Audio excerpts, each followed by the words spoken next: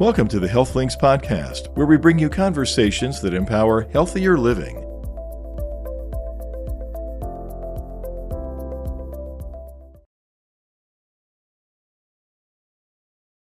Welcome to the Health Links podcast, where we bring you conversations that empower healthier living.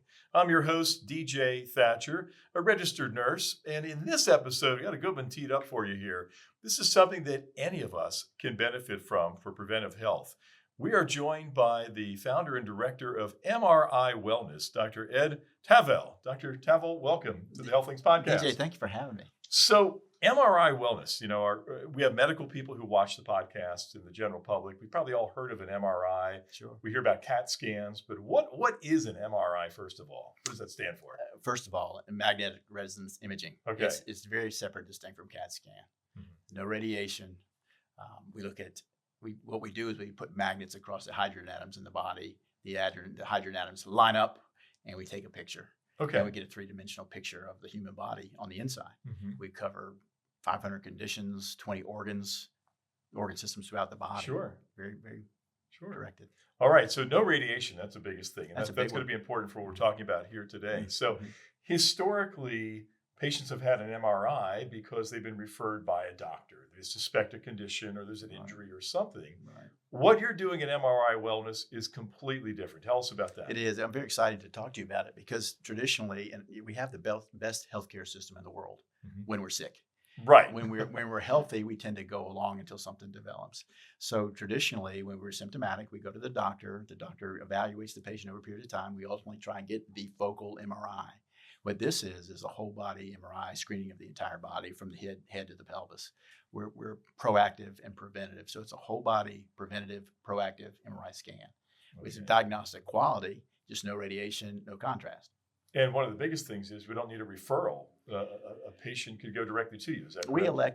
We elected in the beginning to let people refer directly to come. We live in an era now after COVID when folks tend to be more proactive and preventative and more aware of their health. Sure. And they want to take control of their own health. So we've elected to let folks be deferred directly to Terrific. the MRI. Now, we spend a lot of time reviewing MRI screening questions, and we spend a lot of time looking at those reports and talking to those patients directly, but they don't have to be referred. Now, this is a relatively new concept. You've been open now for just a couple of years, is that right? That's right. So what happened was over the years, we were picking up more and more issues incidentally when we were getting MRIs of the spine or the abdomen or CAT scans, et cetera. Right. And we realized with the advancement of the technology, the MRI machines have gotten so advanced now, so fast, and the quality and resolution is so good that we were able to do the whole body. So once we became aware of an opportunity, we said, let's bring this to the public. And that's how it started. We talked about, my background has been trauma care, and I said about once a month in the trauma center, we would do a CAT scan in that case from head to pelvis. Somebody's been in a car accident looking for injuries. That's right. And we may not find an injury, but we might find that tumor on their pancreas or something that they would not know of for a long time until it was maybe, that's right, incurable. That's right. And so it's the same sort of thing here with the MRI. We're picking up conditions early on. We do. And what we've found over the last several years, an increased incidence of cancers, particularly in the under 50 age group and the non-smokers. So that in combination with the day-to-day practice has made us aware of what's going on. That's where we started. Okay. We've been doing it now for several years, and we've picked up quite a few things along the way. Is this something that's pretty widespread throughout the country, or is this relatively unique? The screening MRIs? They did right in doing what you're doing. Right. It started, I think, years ago up in Vancouver. There was a group in Vancouver that did it, and it's not widespread throughout the country. And in fact, we're the only ones in North and South Carolina that offer this service. Okay. It's been really very good. So we have a big reach here, so I'm sure you get a lot of referrals. Oh, okay. So looking back over the last couple of years, who's your typical client, customer, patient? That's a great question. So we've noticed people fall into three camps. It's the healthy and want to stay that way, the proactive, wearable type crowd with the Fitbits, et cetera. We've had the something doesn't feel right crowd. I just can't get it pinned down by my doctor and something's not right. Or we've had folks that have family history of cancer or personal history of cancer. Those are our three typical demographics that we see. We span the whole lifespan. We have younger folks, we have older folks, we have people of financial means or limited financial means. The whole spectrum. It's been widespread. Yeah. We'll talk about the cost factor here in just a moment. But first, So what are the more common things you're picking up, especially things that maybe people would not have discovered for quite a while? Right. So it's not necessarily bad things. We're picking up fatty liver in people with improper diet and exercise. We see that quite a bit. I We get see it. a lot of incidental kidney cysts, incidental liver cysts. Those are very common. We are picking up aneurysms of the head, aneurysms of the aorta. We're picking up malignancies. And for our lay people, that's a weak spot in a blood vessel. It's like you think of it as a water balloon, and when we start blowing on the balloon, it's hard to start, but as it progresses, it gets bigger and bigger. And unfortunately, with aneurysms of the brain, the way they often present is a severe, debilitating headache. They go to the emergency room, and they often pass very quickly. So we're picking up a lot of aneurysm of the aorta, the big vessel running down the body, and of the brain. Wow. As well as malignancies. We're picking up. Yeah, those are conditions that you may not know about until they're fatal, or at least very severe. Absolutely, right? Absolutely. We're picking up malignancies of the brain. We're picking up thyroid malignancies. People that are asymptomatic and they get the MRI Wellness scan, go on to get biopsy and have surgery with cure.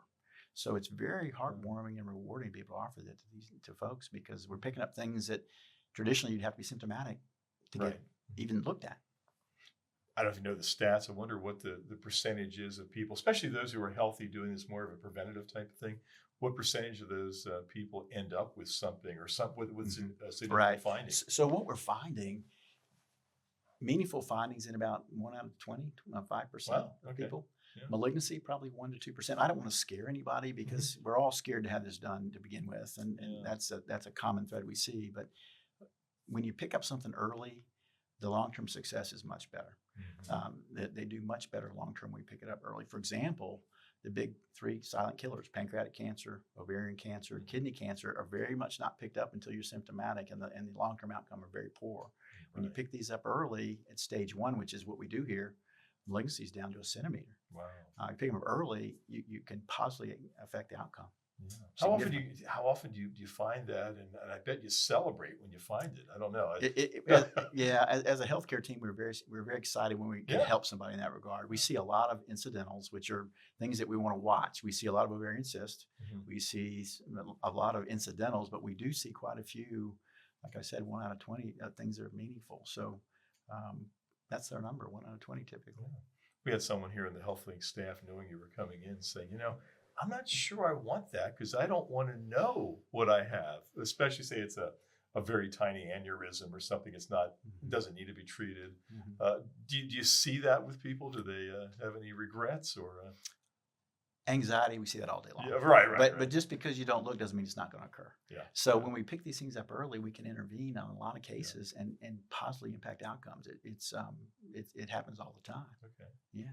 So someone calls you up, they get in touch with your office, the clinic, with any one of those 3 groups you described, and they get scheduled for the scan. Walk us through what an MRI is like. I know a lot of lay people equate that with it's very noisy, it's claustrophobic, it's whatever. Walk us through what it's like. So we've gone out of our way to make this a very positive experience for patients. We all have been to the hospital for a diagnostic MRI. Sure. There's a lot of time sensitive throughput.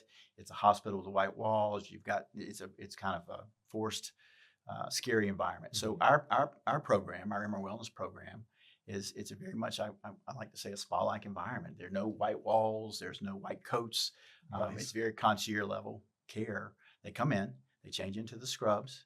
Now, first of all, before they do that, we do an extensive review of their medical history for eligibility for MRI. So our radiologists review that for eligibility. Let's get that done first. And they change in the scrubs. They go to the machine. It takes about an hour. Where our tech is very dialed into to the whole process. And if they want to take breaks, we'll take breaks during the MRI. I see. We don't have to do it often, but we will take breaks if need be. They finish the MRI. They come back. They get a phone call in about 5 to 7 days. Okay. Our medical director, which is me, reviews the reports, and then one of our advanced providers calls the patient, spends about 30 minutes on the phone with them, going by organ to go over the whole thing. Interesting. So we look at the whole thing. Yeah. Wow. So during the process itself, someone's on their back, they're lying down, headphones on or something. So is it boring to go through? Well, so they have the AirPods. Yeah, right. They have the it's a very nice eye guard or eyewear that covers the eyes. There's music. They're in contact with the tech the whole time. He's talking the whole time as we go. Interesting. Yeah. So you mentioned a moment ago about eligibility. Who's not eligible for this? There's several. Pacemakers we typically don't do. There's a weight requirement. Usually when you're over 350 pounds, it's difficult to get an MRI. Pacemakers we typically don't do. Okay. Implantable devices, neurostimulators we don't do. Right. IUDs are fine. Okay. Hip replacements are fine. The majority of people will qualify. If they've got retained metal in their body from gunshot wounds or metal industry, they probably are not the best candidates. This is a huge magnet that people are going through, right? That's right. So That's yeah, right. you have to be That's careful exactly with that. right. Yeah. So, yeah, the screening, I can imagine, is pretty We spend a extensive. lot of time doing that. Yeah, screening. So, okay. So the scan is done. You've reviewed it. You call, or one of your associates calls the patient within a few days. Is this also something that's shared with their primary care doctor or something, or can you just discuss everything directly with the patient and have them make sense of it? So what we found over the years is people use this as a supplement to their yearly physical exam. Okay. The dentist got it right. So we go to the dentist every 6 months and for preventative care. So what we found with a lot of the concierge doctors and a lot of the primary care doctors and even the functional medicine doctors, they use this as part of their yearly physical exam. Although patients are not required to send it to their doctor, it's their choice. We ask them and we try to move it forward so they can coordinate their care.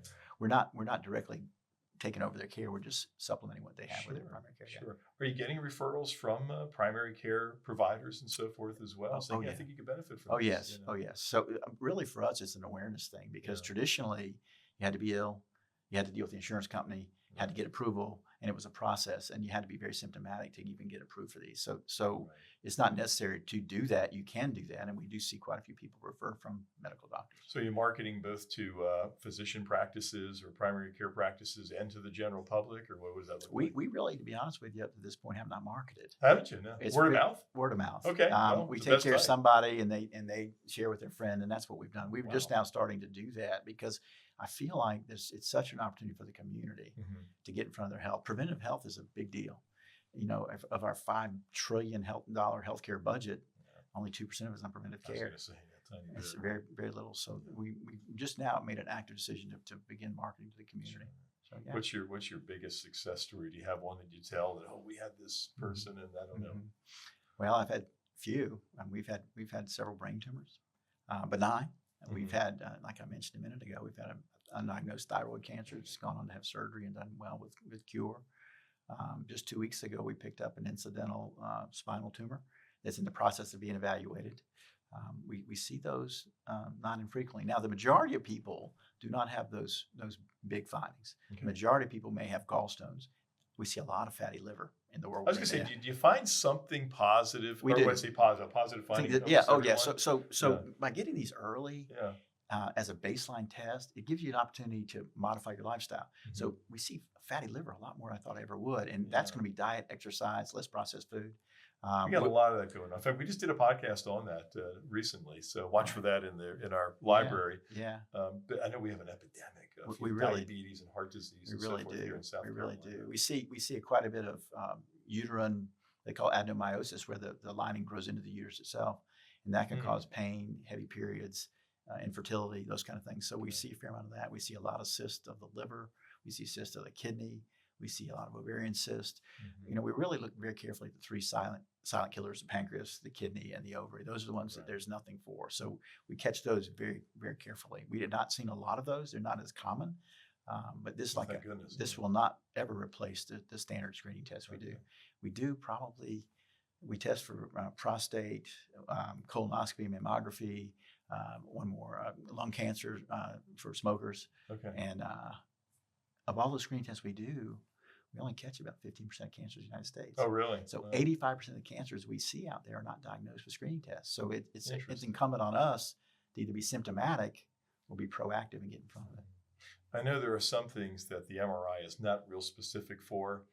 What are those that you may not be able to pick up? Yeah, so two that come to mind immediately is the heart. So the heart is a beating organ. So we can't assess cardiac disease. We can assess aneurysms. We can assess enlargement of the heart. But as far as the cardiovascular system itself, coronary artery disease, that's not what we do. Okay. That's going to be your calcium score on your CT scan. Okay. With mammography or breast cancer, you really want to do your mammography, because that's the gold standard. And this MRI is not meant to take the place of screening tests. It's meant to supplement. Younger women with more glandular breasts, it's hard to pick up sometimes with mammography, the early breast cancers. They often will use this as a secondary tool with the mammography, not meant to replace. as a secondary. So in and of itself, MRI is not the most sensitive for breast cancer unless the tumor is probably 2 centimeters, give or take. Okay. They're very small tumors. It's not the best for. So those are the two areas that we really we're not known for the most sensitive evaluation. Now the majority of the organs, absolutely. Okay. MRI is the most sensitive test on the planet for soft tissue. Interesting. It's good.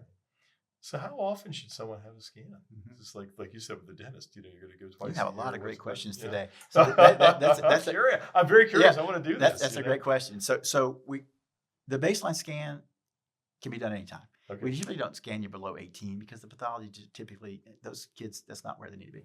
We scan Do you have people. parents who want their kids scanned? I mean, is that a thing? We've had a couple of young folks, and we've said no. Yeah. Interesting. It takes all kinds to make a world, but Wow. we'll screen on a baseline from anywhere from 18 to 75 or 80. We have 75 or 80-year-olds that do this. Mm-hmm. How frequently they do it, it depends on the findings and the pathology and what they have going on. A young, healthy guy with no findings, it's going to be 2 to 3 years. Okay. Somebody as they get older with other things, that some incidentals or some things we need to watch, it may be a year or two. So, and in some cases, they want to do it every year, and like they go to the dentist every year. It depends on the findings and the age and the comorbidities, really. Sure. Yeah. You were mentioning earlier too about, or before we started to record, the differences that there might be between the hospital-based MRIs and what you have in the clinic, and what is that all about? Yeah, this is going to be a shocker for you, because if you have a whole body MRI in the hospital and you go by all the organs we do, the charge will be approximately $40,000 to $50,000. Ouch. Okay. That's how it works. So the hospital works with the insurance company. They come up with the pricing, the whole thing. Right. So what we do here, and even the cost of an individual MRI body part in a hospital setting, I'm not picking on hospitals, but in that setting is going to be $25,000, $3,000, $4,000. We're doing the whole body MRI screen for less money than one body part in the hospital. Interesting. And then you're going to ask me, how do we do that? That's the next thing you're going to ask Okay, me. how do you do that? All right, I'll go for that. Go for it. Well, first of all, we've cut out the middleman. Yeah. We've leveraged the technology. We're using AI. We have trained radiologists to do whole body readings. And this is what we do. So it's been really revolutionary. Okay, so we got these people out here. They've got health insurance. They got their HSAs and so forth. Okay, will this be paid for? What's the answer about the insurance from the insurance? Okay, first of all, HSA yes, Mhm. FSA yes. Okay. Health insurance no, because the insurance company, they tend to be slow to react. When we started providing propofol for colonoscopies, we had a lot of pushback from the insurance industry. It's now standard care. Interesting. But they want hard data, and in fact, if you look at it with mammography, and we all know mammography, it was available clinically in the 60s. And they used it sparingly in the 60s. It wasn't covered by insurance until the late 80s and 90s. And that really required the Affordable Care Act to get it covered universally. It was driven by the state at the state level. So the insurance companies want to see long-term data before they sign up on anything. Very, very conservative. We will get there with this to be covered by insurance. It's not covered yet. We're doing the research. It's not there yet, but it's out of pocket. But somebody has a health savings account and so forth, that they can use those funds. We feel so passionate about it. There's internal financing available.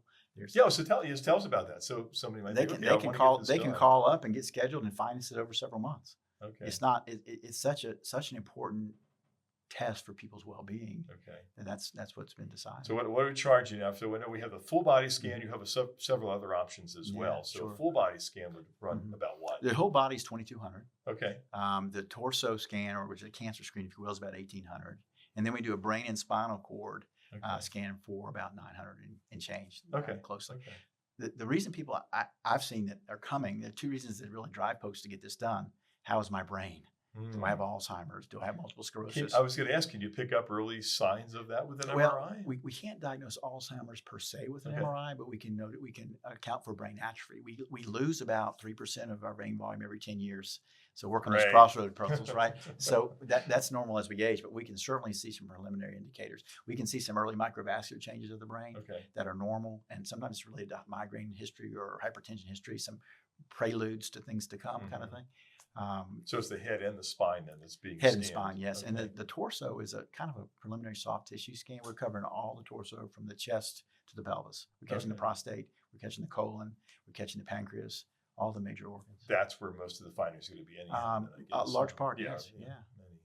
And then, of course, the full body scan. So. The majority of our folks have opted for the full body because it's peace. So what people are getting here is peace of mind. You walk out of there with a clean scan as a 55 or 6-year-old guy, you're feeling pretty good about things. and they get amazing peace of mind. Are there things that goes beyond this conversation, but someone gets a scan, they get a pretty clean bill of health for the most part? Is there a concern that they may not be following up with a primary provider and getting the routine blood work and other things that we should have as well? Right. Don't know if that's an issue So, or not. so we go to great lengths to make sure people understand this is a supplement and not meant to place any screening test. We don't catch small colon polyps because there's no bowel prep. We don't catch a lot of early breast cancer at stage 1 because it's not sensitive enough for that. So this is meant to be a supplement. So keep up your mammography, keep up the colonoscopy as well, and your prostate testing. And the PSA. prostate, the prostate testing. It's meant to supplement what you get from your primary care, not replace. Yeah. When you go see your primary care doctor as a follow-up visit, you got 30 minutes. He's got 30 patients. He's going to draw some blood. He's going to do an EKG. He's going to push on your belly, and he's going to have a conversation with you, try and figure things out. But we don't have the ability to look beneath the skin. So that's what the beauty of this whole process is. We're looking beneath the skin, and we can see everything. Yeah. Are you getting any pushback from primary care?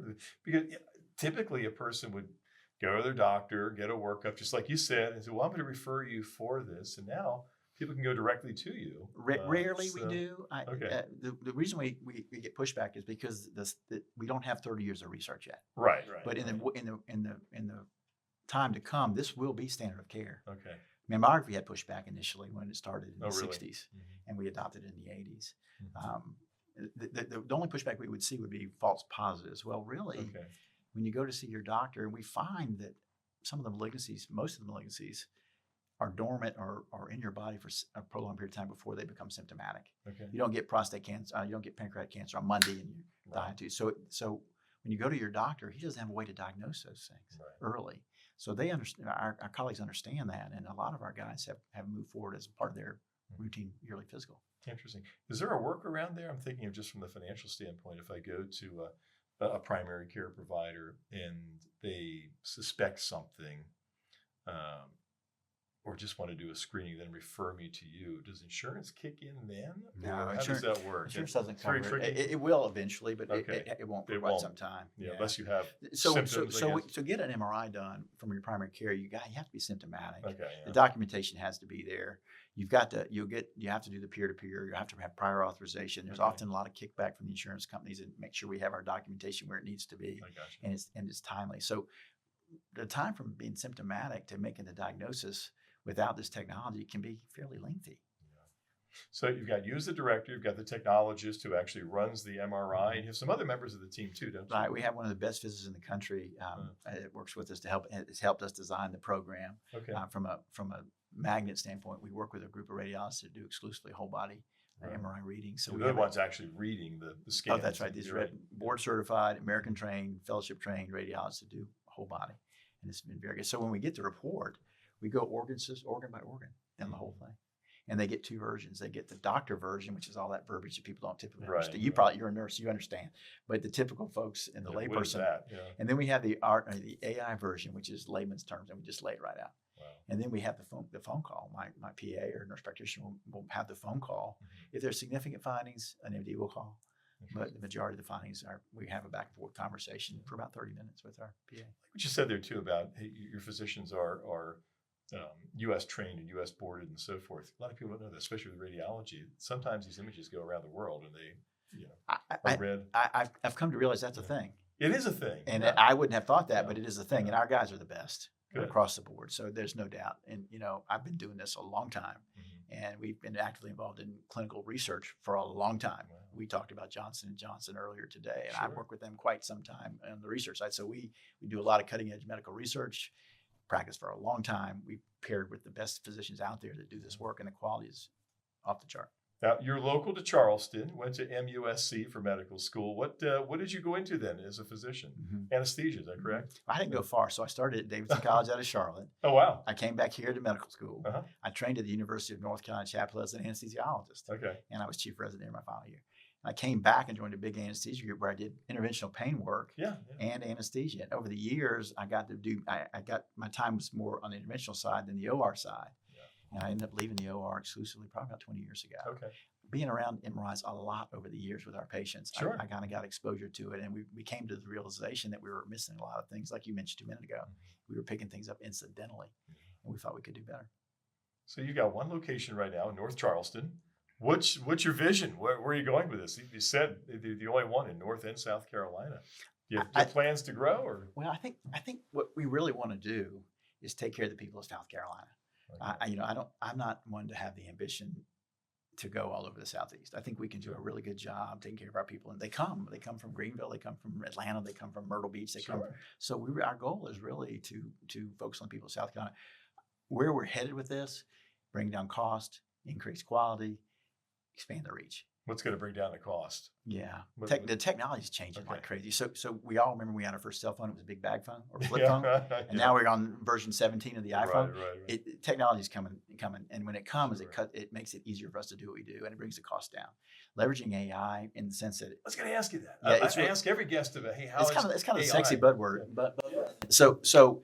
What we use AI for to help our radiologists read, they read the reports, but it goes behind them and helps supplement what they read. It helps us with image acquisition. What it does, AI helps us acquire those same images quicker. Mm-hmm. When it does that, it allows us to do more images in the same amount of time. Wow. So the quality of the work is going up as the time comes down. Mm-hmm. And as you do volume, the costs go down. Sure. Okay. Well, as we finish up, hey, look at our listeners and tell them why they should have an MRI scan. Mm-hmm. Like I just mentioned, there are three types of folks that do this. The healthy and want to stay that way. If you have a family history of cancer yourself or in your family member and are concerned about it, or something just doesn't feel quite right to you, feel free to come over and get looked at. And we'll give you more information about your body in 1 hour than you'll have from the health system the rest of your life. So consider it. All right. And once again, it's the MRI Wellness Clinic in North Charleston. And we've been joined by Dr. Ed Tavel. Thank you so much. I appreciate you having me. Well, thanks for listening to the Health Links podcast. Join us next time as we engage in another conversation to empower healthy living.